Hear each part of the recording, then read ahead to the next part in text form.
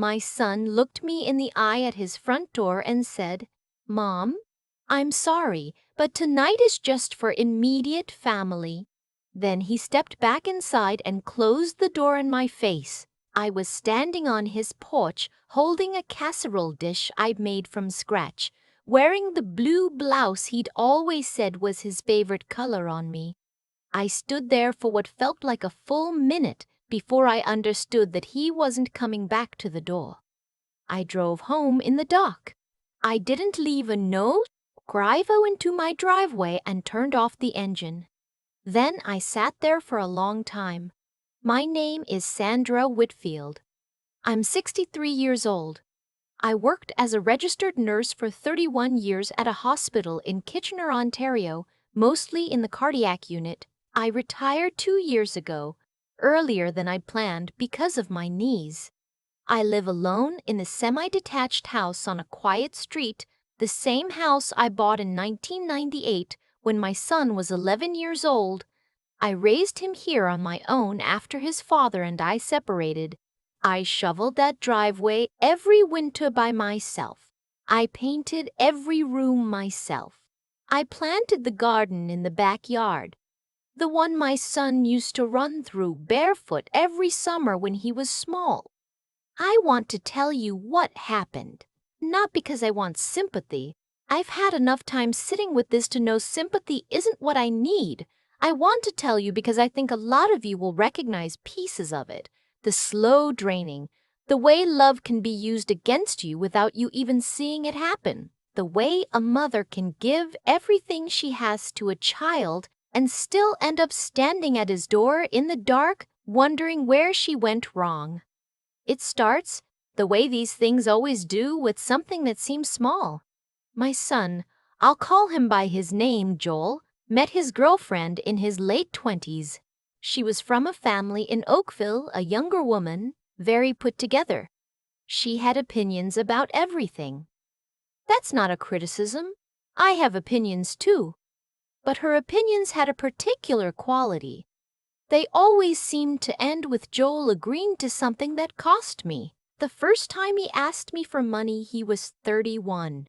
He and his girlfriend had found an apartment they wanted to rent together in Toronto, near her workplace. The place was over $2,400 a month. He called me on a Tuesday evening. I remember because I was just getting home from a night shift, and he explained that they were a bit short for the first and last month's deposit. Could I help? I said yes. Of course I said yes. He was my son. That was $800. I transferred it from my savings account the next day. I want to be clear about something before I continue, because I know what some of you are already thinking. I've heard it from my sister. I've heard it from my closest friend, who sat across from me at my kitchen table and said it plain. Sandra, why do you keep saying yes? And the honest answer is that I didn't know how to say no to him. I'd spent his entire childhood trying to make up for the fact that he didn't have a father who showed up consistently. I'd spent those years overcompensating. I thought that's what good mothers did. I thought love meant never letting him feel a shortage. That belief cost me more than I can calculate. After the apartment deposit, there was the car. Joel's was old and unreliable, and his girlfriend didn't drive, so he needed something better for the commute. He found a used Civic at a dealership in Mississauga. He asked me for $8,500 to put toward it. He said he'd pay me back once they got settled. I gave it to him. Then there was her dental work. She had some procedure that their benefits didn't fully cover. Joel called to explain this the way he always called, carefully, making it sound reasonable, making it sound like asking me was a last resort. It was $2,200. I put it on my line of credit. I want to pause there and say what that meant. A line of credit. I was starting to borrow in order to give. He proposed to her the following spring. She wanted a particular kind of wedding, the kind I'd seen in those magazines at the salon. The kind where everything matches and there are florals on every surface. Joel called me 6 weeks before the date and said they were $11,000 short of what they needed. The venue was already booked. The photographer was already paid. He asked me not to mention it to her parents because they didn't want anyone to feel obligated. I gave him $11,000. Her parents gave nothing, as far as I ever knew. After the wedding, they started talking about buying a house. This was during the period when the market in Ontario was particularly brutal. You either had help from family or you were shut out entirely. That's how it felt. Joel laid it out for me very logically one afternoon over the phone. He explained that if they could put together a larger down payment, their mortgage payments would be manageable. Without it, they'd be stretched so thin they might have to move out of province. That was the one that cost me the most. I had been setting aside money for my retirement, a combination of my RRSP and a savings account I'd been building since Joel started school. I also had equity in my house that I could access. I didn't leave a note. I want to be clear, but I did take out a home equity line of credit. I gave Joel $47,000 toward the down payment on their home in Cambridge. $47,000. He thanked me. His wife, they were married by then, thanked me in a text message. One text. I remember reading it and thinking that it felt thin, but I pushed that thought aside. This is what you do for family, I told myself. You don't keep score. But I was keeping score. I kept a small notebook. I'm almost embarrassed to admit this. A plain blue notebook from the dollar store where I wrote down every amount. Not because I planned to demand it back, more because I needed somewhere to put the weight of it. Writing it down made it feel less like it was swallowing me whole. The notebook eventually had 14 entries. When I added them up, the total was $263,400. That's my life savings. That's 31 years of nursing. That's the double shifts I worked when Joel was a teenager so I could put money away. That's the vacations I didn't take. The car I drove until the transmission gave out because I didn't want to spend what I was saving. That's the winter coat I repaired 3 times instead of replacing. All of it gone. Given to my son, who I loved. Here's what I want you to understand about that number. I didn't arrive at it all at once. There was no single moment where I looked at the total and thought, yes, this makes sense. It accumulated the way debt accumulates, quietly, in small amounts, each one feeling manageable on its own, each one feeling like the last one. And every time I hesitated, Joel had a way of making me feel that hesitating was a failure of love.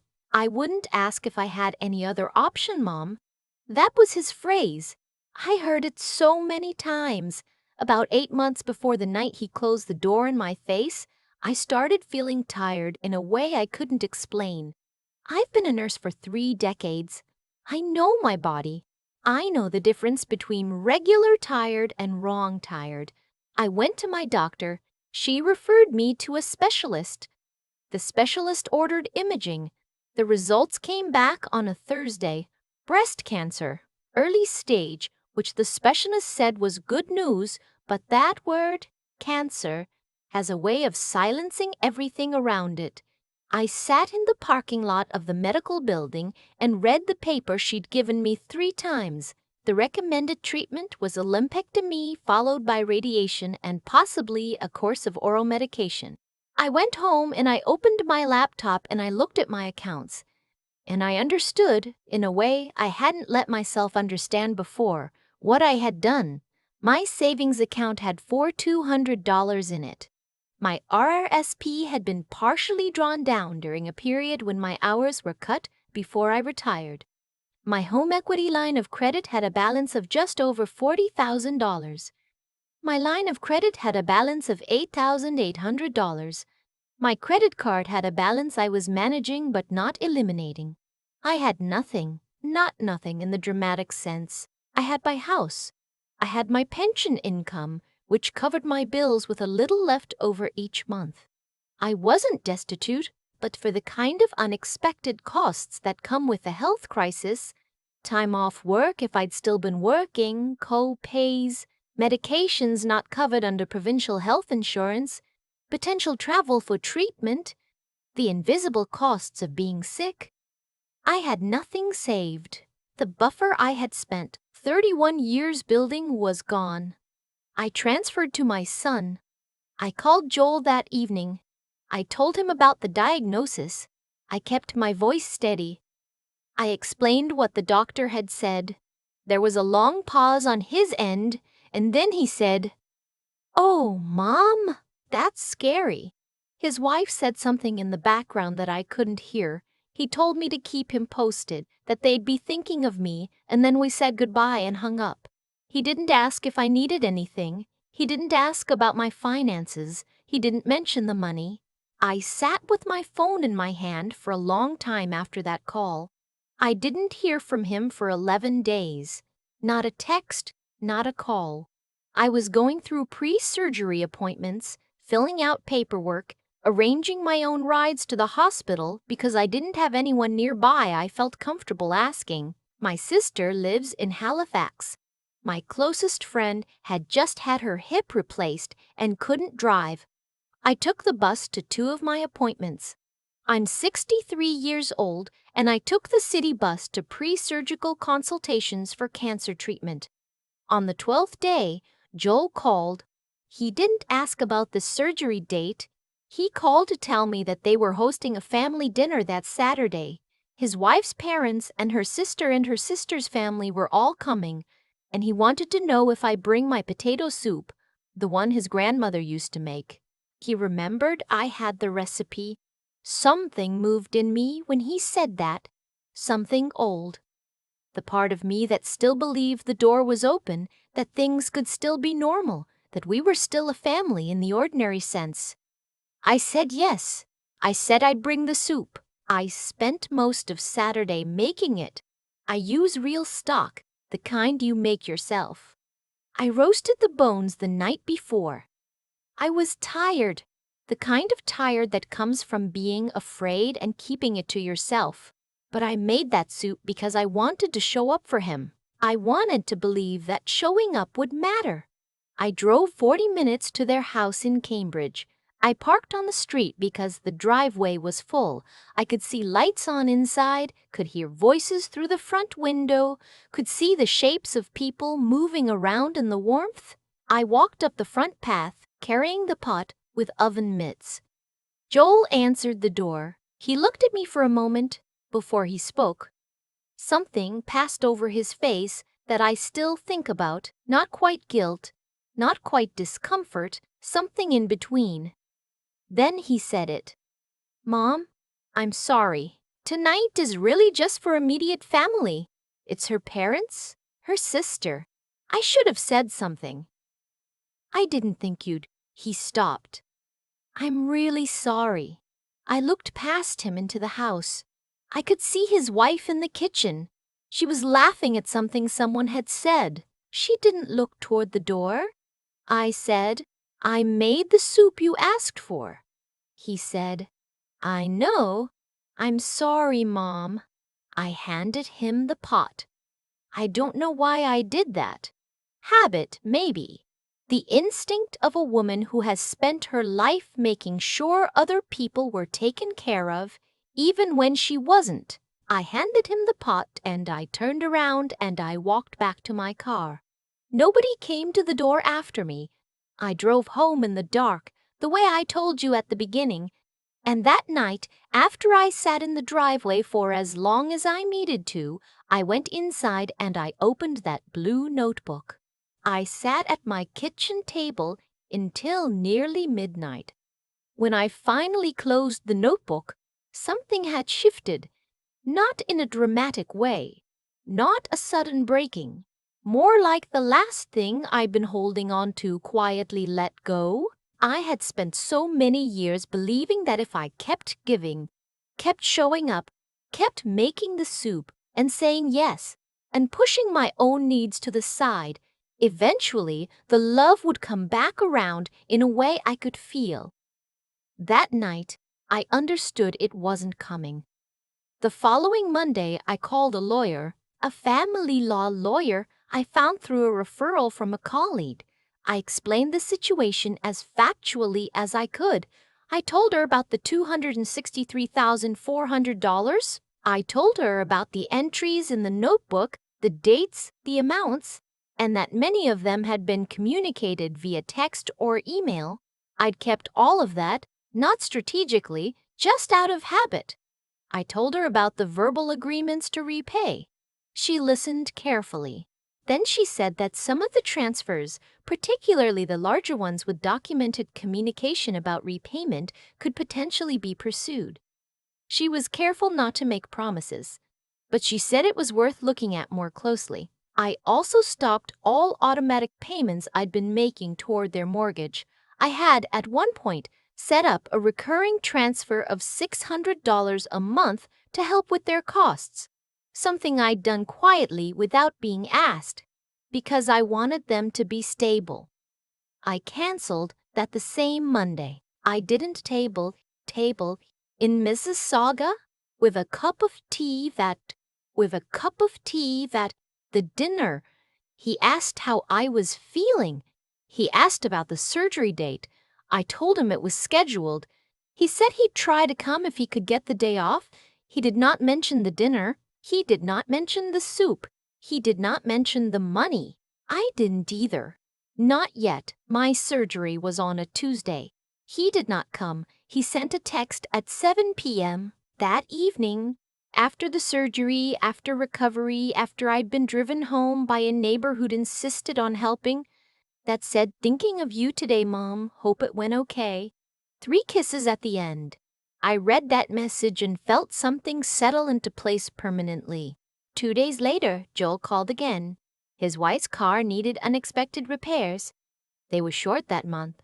Could I help with $1,500? I said no.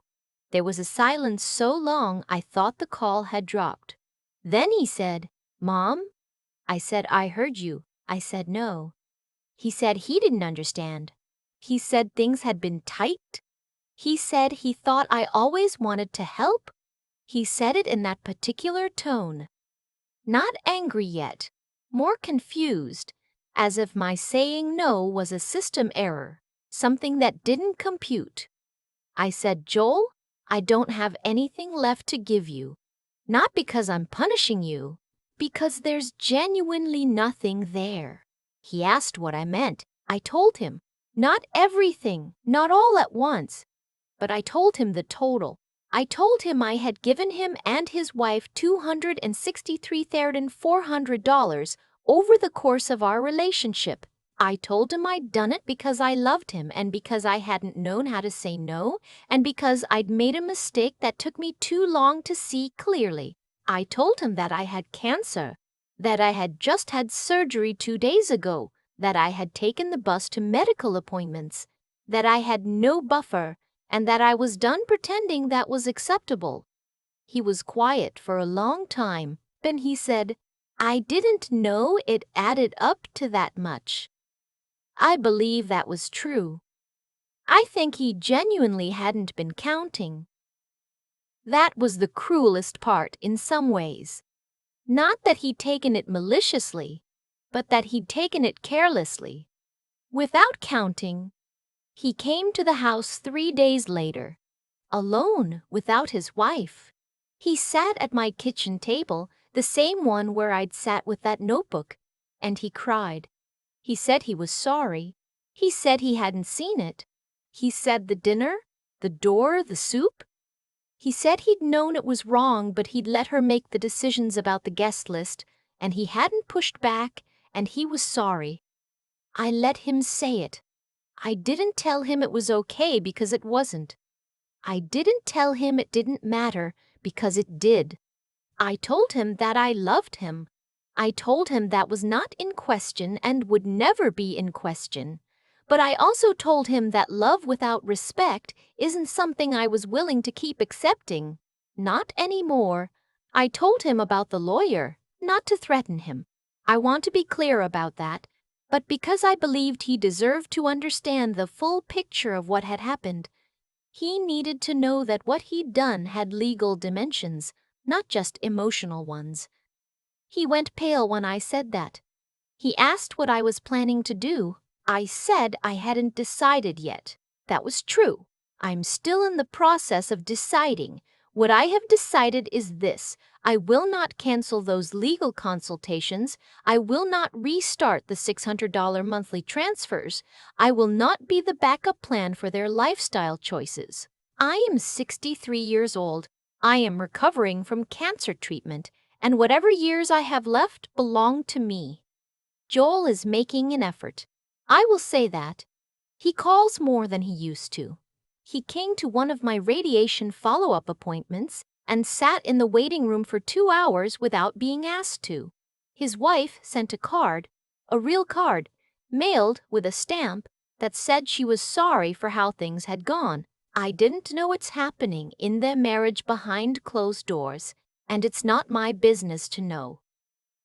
What I know is what I can see. He's learning, slowly, what it means to show up for someone. I'm learning at 63 what it means to let him without giving up everything I have left in order to make it easy for him. I still have that blue notebook. I don't open it often, but sometimes when I need to remember how far I've come, I take it off the shelf and I hold it for a minute. It's light for something that carried so much weight. 31 years of work fits in a dollar store notebook. That still catches me sometimes. But I'm still here. I'm still in my house, in the garden I planted, on the street where I raised him. And I've learned, finally, that saying no to the people you love most is not a failure of love. Sometimes it's the only honest thing left. I know that now. I just wish I'd learned it sooner.